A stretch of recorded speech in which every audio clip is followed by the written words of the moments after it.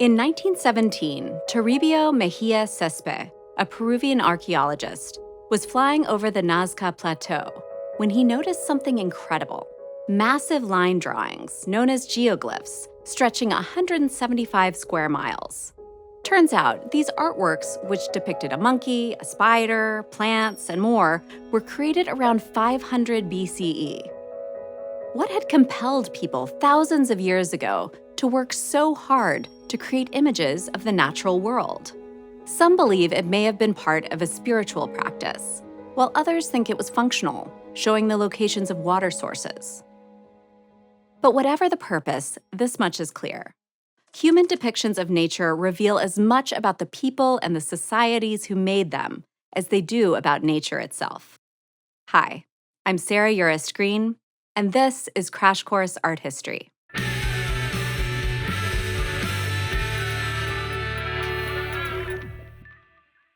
We often think of art about nature as sort of unbiased, a reflection of what is.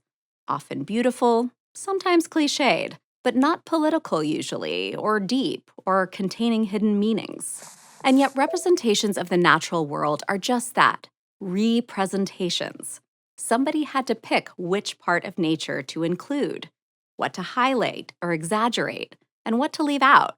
And usually those choices reveal something about the artist, both personally and in the cultural context they're coming from. Like, let's look at some art from the Chinese landscape tradition. These two artworks display many of the same details. This visual repetition has served as a sort of code that let people read the works across centuries, almost like you'd read a poem. And even the colors themselves were part of the code.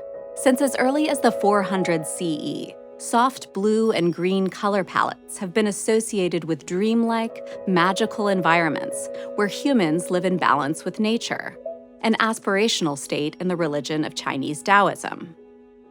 Over time, Chinese painters built on this tradition, using the blue-green color palette to create natural landscapes that, while not magical, do invoke a sense of tranquility that can feel just as dreamlike in comparison to the chaos of the modern world. While the color's meaning has morphed over hundreds of years, the emotions they evoke have connected the past to the present. And this tradition is fertile ground, excuse the pun, for contemporary Chinese artists. Like, check out Background Story, Mount Lu, an installation from 2015 by Xu Bing. You can already tell you're looking at a Taoist paradise. Xu modeled it after a work by 20th century Chinese landscape painter Zhang Daiqian, who was himself known for his own skillful copies. Zhang's Mount Lu veered from tradition by using a splashed ink technique, and Xu's version innovates on a whole new level. When you view Xu's artwork from behind, you can see that it's a light box, and the landscape is formed by the shadows of old plastic bags, dried plants, string, and other discarded bits.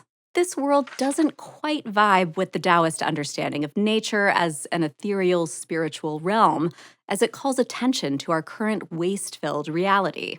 And once you start looking closely, you'll notice a lot of social problems highlighted in artworks that seem to be just about nature. Like, take this painting from 1840 by the British artist Joseph Mallord William Turner, titled Slave Ship. At first, it just looks like a stormy seascape, but as we look closer, we notice human limbs in the rough waves. Turner, who was against slavery, was deliberately calling the viewer's attention to an abhorrent practice of the time. Slave ship crews were sometimes ordered to throw the sick and dying overboard, since their insurance would only pay out in the event of a drowning. The painting illustrates the horrors of slavery, and as the boat turns toward a massive storm, suggests that nature itself may just get the last word. But at the same time, it highlights the neutrality of nature's chaos, as the storm threatens to claim everyone on board. In other artworks, the social point is made not by what's included, but by what's left out. For example, many landscape artists in the 19th century US painted breathtaking, untouched, unpeopled landscapes. These representations propped up the myth of manifest destiny, the idea that it was Americans' divine right to expand across the continent, even if that meant forcefully taking land from the people who already lived there. Because the empty lands portrayed were indeed inhabited, by thousands of indigenous people and were sometimes cultivated by enslaved ones. And some works that included depictions of indigenous people fed into this narrative. Check out Green River Cliffs, Wyoming from 1881 by the American artist Thomas Moran. Here we see a beautiful landscape occupied by indigenous people.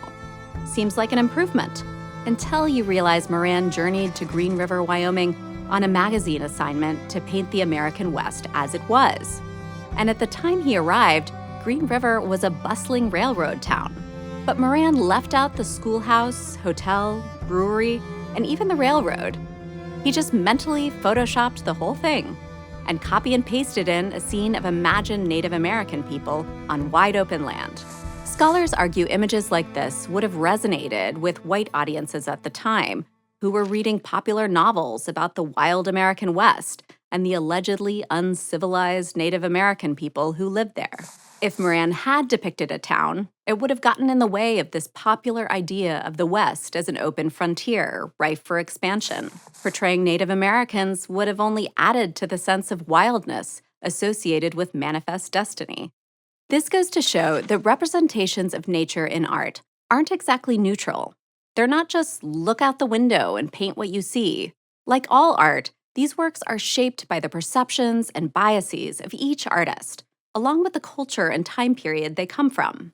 Lurking behind pretty much any seemingly innocent 19th century landscape painting are ideas about class, race, and ethnicity. Scratch the surface and you'll find them. Just not literally. Please, please do not touch the art. But what makes art so cool is that it's a dialogue. Where there is one type of work making one argument, there are inevitably others painting or drawing or sculpting a response. Take a look at these two works. On the left, Bridal Veil Falls, Yosemite by Albert Bierstadt from the late 19th century. And on the right, Valerie Hegarty's work from 2007 called Fallen Bierstadt. In both name and image, Fallen Bierstadt is a direct reference to the original. But it's shown, yes, falling apart, decaying, almost as if nature itself had worn it down. Many see this as a pretty epic takedown of the whole idea of manifest destiny, and also of the entire tradition of heroic American landscape painting. Art about nature is often really about humans, human arguments, human progress, human religion, and so forth. And art about nature often says a lot about our relationship to the environment, too. Take The Wisdom of the Universe, for example. It was painted in 2014 by Indigenous Canadian artist Christy Belcourt.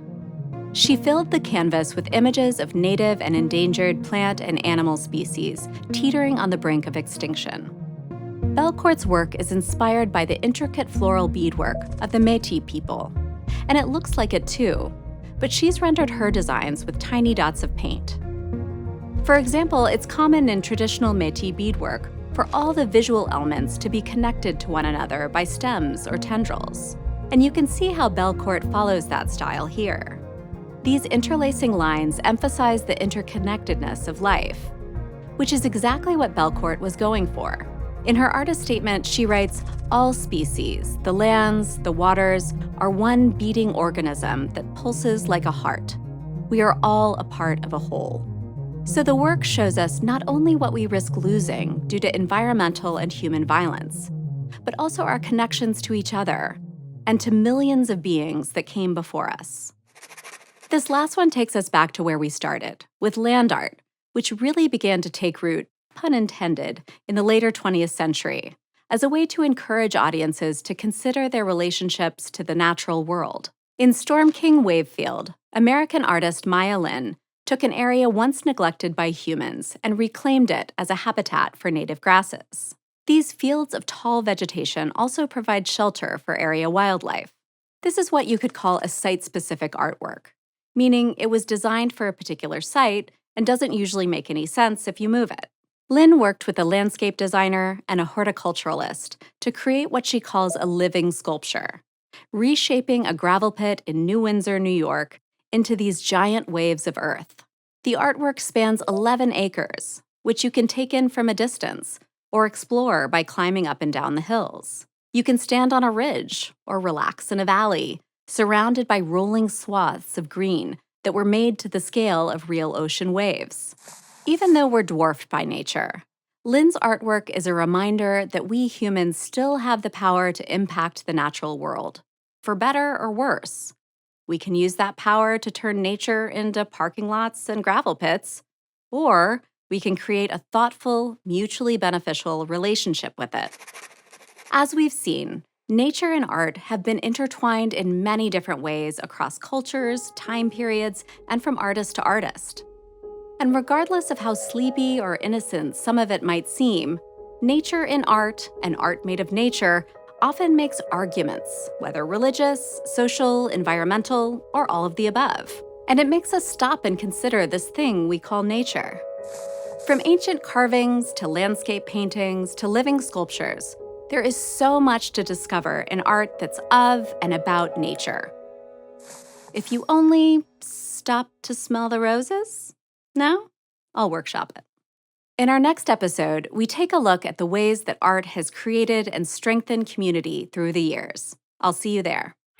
Thanks for watching this episode of Crash Course Art History, which was filmed at the Indianapolis Museum of Art at Newfields and was made with the help of all these nice people. If you want to help keep Crash Course free for everyone forever, you can join our community on Patreon.